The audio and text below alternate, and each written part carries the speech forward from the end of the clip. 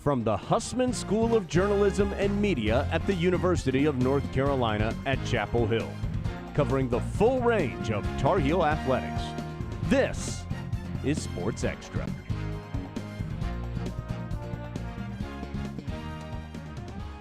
Welcome back to Sports Extra. A week away is just too long, and I feel like we need to catch up. Cam, tell me what you did this weekend. Yeah, Emma, over the break, I got to go home for a little bit and tap into some NFL to watch my Cowboys, but it just wasn't the same as watching the Tar Heels. What about you? What did you do? I did get to see a few Tar Heels in action. I traveled with our hockey team to Kentucky.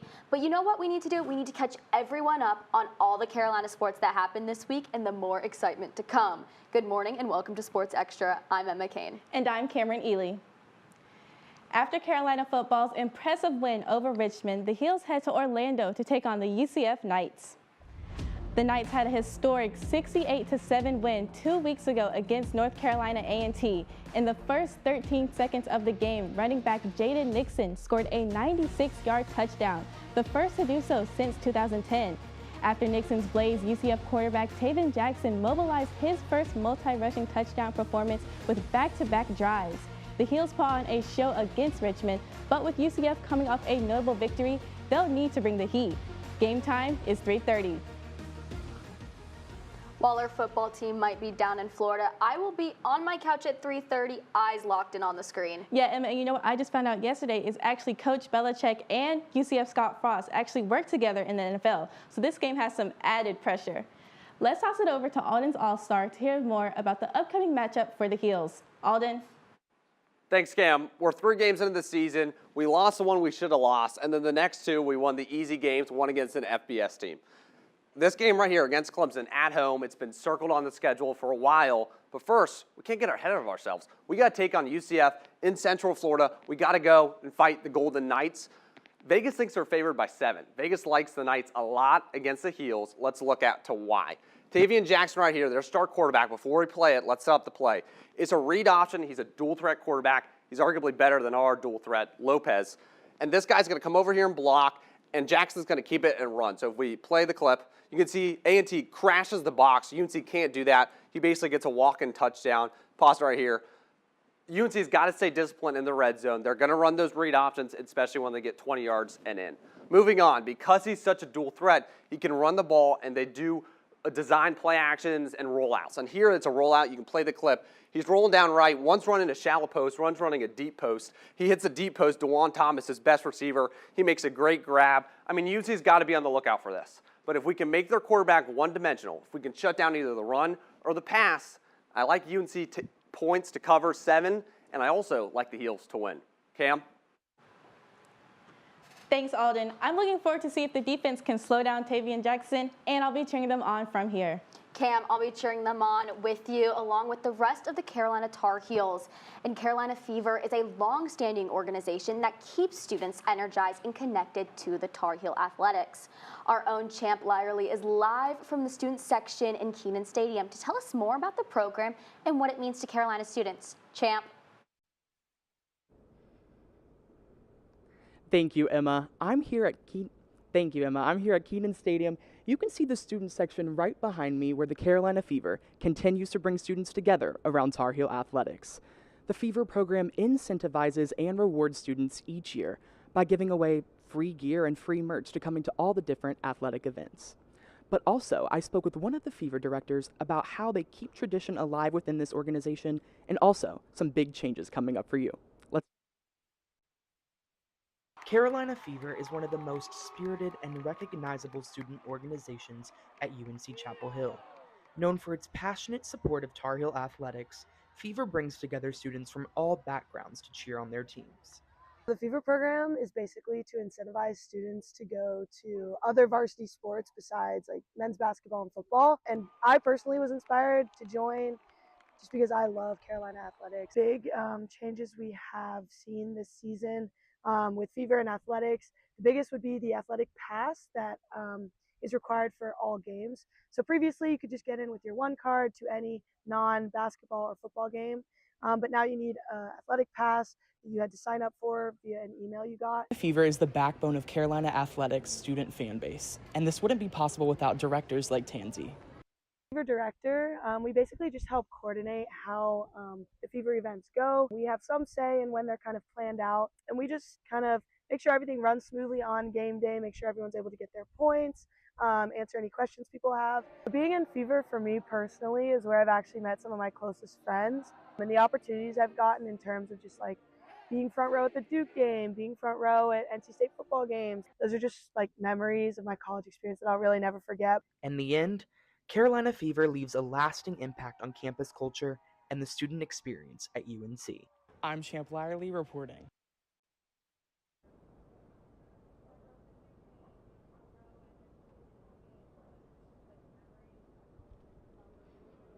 Yes, and Carolina Fever is back on action tonight as UNC Field Hockey takes on Cal.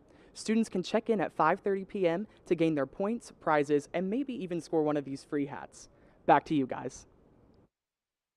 Thank you so much, Champ. I know Fever has done great work, especially with our volleyball team this season. They packed it against Florida, where volleyball was able to sweep.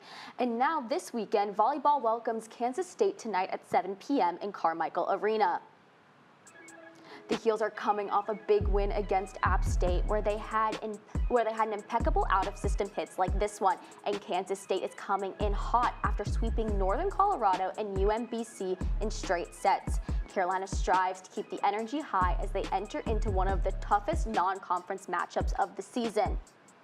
Then on Sunday, the Heels host ECU to wrap up the weekend slate. At 6-1, Carolina looks to keep their home record perfect. Their 3-1 win against App State Tuesday shows the momentum is back after a tough loss to South Carolina.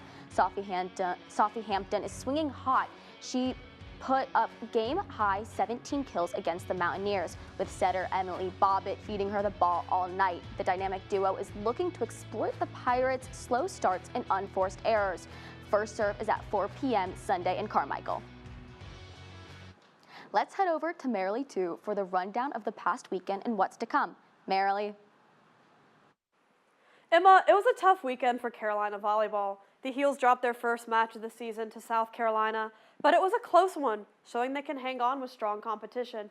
And they bounced back Sunday, taking down App State, proving they can reset and regain momentum heading into the next stretch of the season. Let's take a look at where the Heels left things off. This is against App State. In this part, I want to focus on Zoe Barron's assist to Sophie Hampton. So the ball goes. Zoe has two options right here. She can either set to the outside or to the middle. And based upon this positioning, you can't tell where she's going to set it, and neither can App's middle blocker. Focus on this girl right here. So she sets the ball over to Sophie. App's middle blocker is still not off the ground, and Sophie's already in the air, giving Sophie the perfect opportunity to send the ball gliding right down to the back court. In this next play, I want to focus on an Emily Bobbitt assist to Sophie. This is what we call a textbook play. So the ball is set to the attack line, which only gives Emily Bobbitt two options. She can either set to the right side or to Sophie at the outside, which she sets a 4 to Sophie. Sophie's incredible vertical gets over the blockers. She sends the ball gliding right down past the libero. That was a great play by Sophie, great positioning, very strategic, and that's important. When the little things go right, those plays add up quickly. Lastly, I was incredibly impressed with Megan Clifford's performance, and I'm calling it now the redshirt freshman. Shows a lot of promise. So here, App sends a free ball right over to the tip of the net. Megan anticipates that, and she just sends it right back over, gliding. She harped on the opportunity. That's what makes her a great offensive player with lots of promise to come in the future. So things are looking up, but Kansas State and ECU will be tough matchups. The teams are on a roll and looking to upset the 25-ranked Heels. Emma? Thanks, Marilee. It will definitely be two tough matches, but I'm excited to see what the Heels will do. And volleyball is an indoor sport, so don't forget to head outside for some of this lovely weather that we're having. Yeah, and it's a nice breeze outside if we're getting ready for fall, but I'm hoping if everything can go right this weekend, it might be raining some W's. And speaking of the weather, we actually have a meteorologist in the studio for the first time to tell us the forecast. Steven? Thanks, guys. So, if we're looking at Friday's forecast, it's going to be 82 degrees around lunchtime. We're going to hit our high of 87 degrees here at 3 p.m., and it's going to cool off just a little bit to 83 degrees for that UNC field hockey game. Looking at our radar for today, we do have a high pressure system sitting right over here in North Carolina that is going to bring those summer conditions and clear skies. Looking down here in Florida, UNC does play USF on Saturday. Let's look at that game day forecast. So at 1 p.m., 87 degrees. We do have the scattered thunderstorms coming in, so just be aware of that if you are tailgating. 3 p.m., 90 degrees. That's going to be our high for the day. Very, very warm in Florida. But around game time, we do still have those scattered thunderstorms that are going to be in the area. So if there is a lightning delay, just be aware of that. But the thunderstorm should dissipate very quickly as we move into 88 degrees at 5 p.m. and 84 degrees around game time. Game time is over, excuse me. For our weekend forecast, Friday, 87 degrees, very warm here at Chapel Hill. Saturday, 86 degrees, also, again, very warm. That's that high pressure system that I was talking about earlier. For Sunday and Monday, though, you can see that that high pressure system is going to move out, and it's going to bring some cloud cover for us here in Chapel Hill. Back to you guys. Thanks, Stephen. Well, Emma, after hearing that forecast, I think I'm going to need some extra sunscreen for this weekend. But while football heads to the Sunshine State, I heard that Florida State brought the heat to Chapel Hill. That they did, Cam. UNC women's soccer team took on their first-ranked opponent this season when they faced Florida State at Dorrance Field on Wednesday. Carolina lacked chances in the first half and had to rely on Abby Grundy to stop multiple one-on-one chances for FSU. At the start of the second half, the ball was crossed into Olivia Thompson at the back post, but she couldn't keep the header down. At the other end of the field, Jordan Dudley headed the ball in from the middle of the box after being left completely unmarked. The Tar Heels couldn't make their late chances count, and they lost 1-0. Have to earn the right to gain something. Otherwise, it's just cliche garbage that you just say out loud so that they feel they can walk away with something positive. They earn the right to have some positive things from here. And on the men's side, the men's team is back under the lights tomorrow night, hosting the SMU Mustangs at Dorrance Field. The Tar Heels enter at 4-1 and 2 overall, still looking for their first ACC win after 2 draws, while SMU comes in 3-2, also unbeaten in league play, but still chasing that breakthrough victory. The Mustangs are led by veteran goalkeeper Martin Dominguez and defender Vlad Landsberg, and they'll try to slow down the Carolina attack that's finding its rhythm. Kickoff in Chapel Hill is set for 7 o'clock. That's what's ahead for Carolina this weekend, but before we look too far, let's break down what went right in their big win against Memphis with analyst Ellie Bowman. What stood out to you? Thank you, Cam. UNC's 3-0 win against Memphis wasn't just a victory. It was a showcase of chemistry and control. Let's take a look. Here we're going to see Gabrielle Brock-Sarah is going to set the ball up perfectly inside the box. Then Nacho Abial is going to be able to shoot it and find it at the back of the net to set the tone early at the beginning of the game. Now, in the second, it's going to be a roles reverse situation. We're going to have Nacho. He's going to feed it to Gabrielle. Look at these touches they're going to get. It's kind of a sneaky play, and it's going to get that second goal for the Heels. Now, in the third, with less than 5 minutes left, Riley Berge from far down the field is going to shoot an absolute rocket into the back of the net. Look at this. I mean, that's a powerful leg right there. And anyways, on the other end, the Tar Heels only allowed 1 shot all night. Andrew Cortez handled it cleanly for the shutout. If the team keeps combining sharp finishes along with defensive discipline, they'll carry plenty of momentum into tomorrow's showdown. Cam? Thank you so much, Ellie. It looks like our men's team has a ton of really talented athletes. We have talented men athletes across the board. You won't find him on the roster, but you will find him on the starting line. Jamie Marlowe tells us he isn't a varsity athlete, but he is running D1 times while training with UNC's club team. Years ago, now junior Emmanuel Williams' goal was to run D1 track straight out of high school. He was in contact with NCAA coaches, but injuries prevented him from being recruited.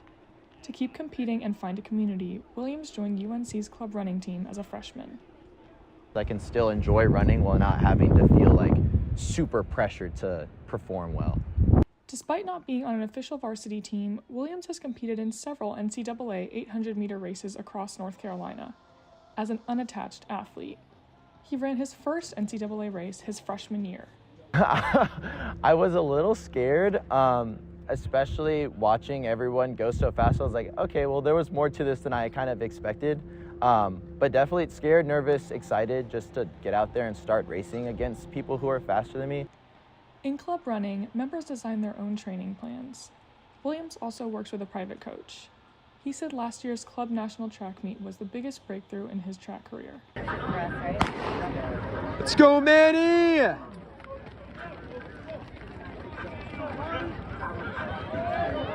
I ran the fastest time I ran in, I don't know, since high school that day, and that was pretty awesome, and I was super sick as well. So being able to run such a fast time while also being sick was kind of like, all right, I think I have a lot more left in me. Williams says the welcoming, low-pressure environment of Run Club has given him the ability to balance athletics with academics and a full college life.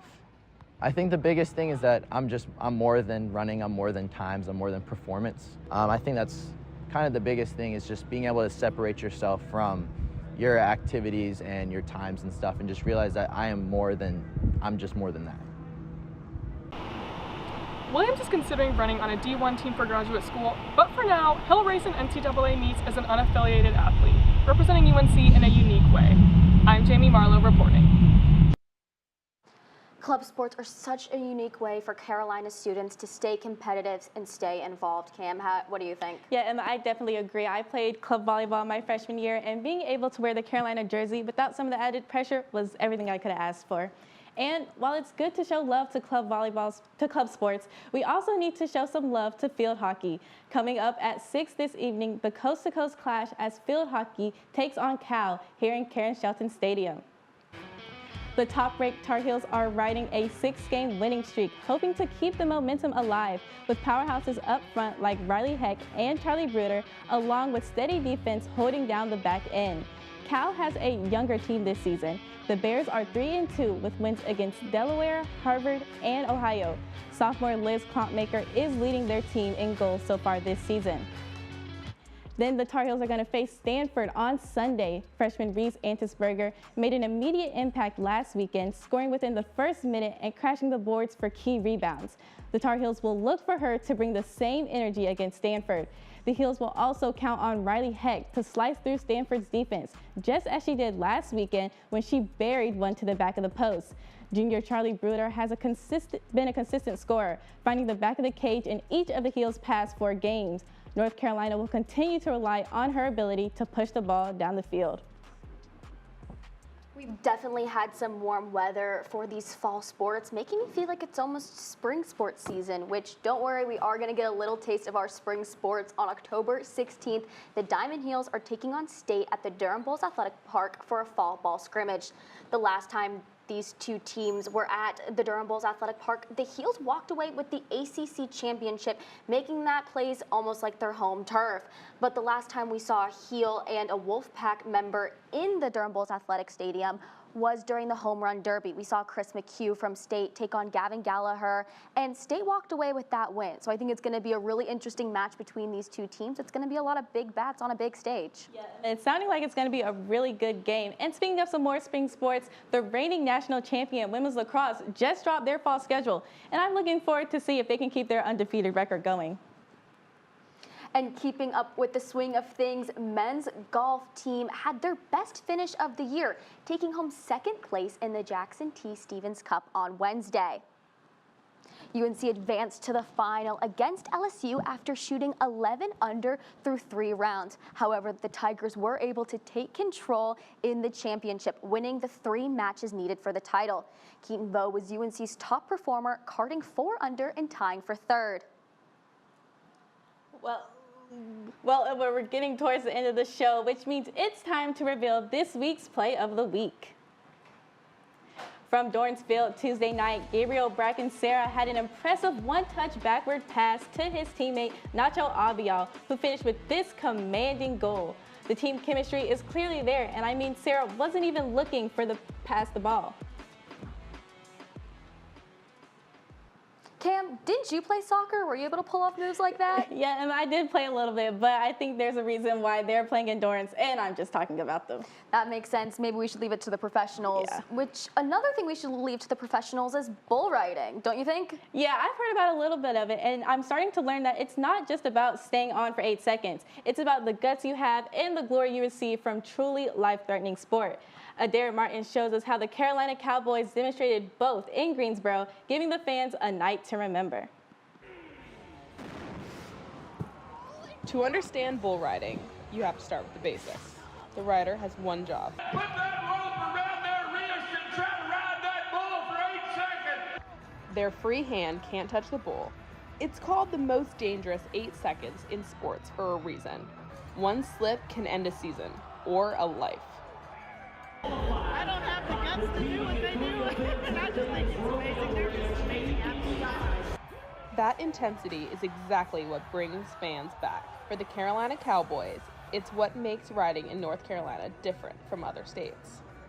The whole town's behind us, and we couldn't be more proud. And be out here riding for this is electric, and we're just very, very lucky to have the family community behind us. But the pressure is real. Every rider knows the team's score can come down to one ride. When I'm in that position, I just plan on getting on no matter what. So I kind of visualized already getting on that bull. I got on first event here at this home crowd. Set the stage up great. I mean, that was a blast. I was blacked out the entire time, but I had a lot of fun. For head coach Jeremy Davis, a Carolina native, and said to be the reason bull riding is in this country, Carolina Days in Greensboro was about proving this team can thrive under pressure. We've got to get us some momentum to roll into Greensboro, and they want to win for you guys so bad. And man, the effort they put out tonight was awesome. And we got a W on the board tonight with 2 more nights to go, so we'll see what happens. In the end, the Carolina Cowboys showed bull riding is more than just about survival. It's about composure, grit, and performing when the pressure is at its highest. I'm Adair Martin reporting. Okay, Emma, I see you got your boots on. Are you thinking about taking up bull riding soon? I mean, I most definitely have my boots on, but I don't think I'll be taking up bull riding anytime soon. The closest I've ever gone is watching the largest outdoor rodeo in Cheyenne, Wyoming. How about you? You planning on it? Oh no, the closest I've gotten is a mechanical bull, so I think I'm gonna keep my boots on the ground and leave it to the professionals. I think we can both be watching from the stands. Yes. That does it for this edition of Sports Extra. We'll be back on Monday with more highlights from another exciting weekend of Carolina athletics.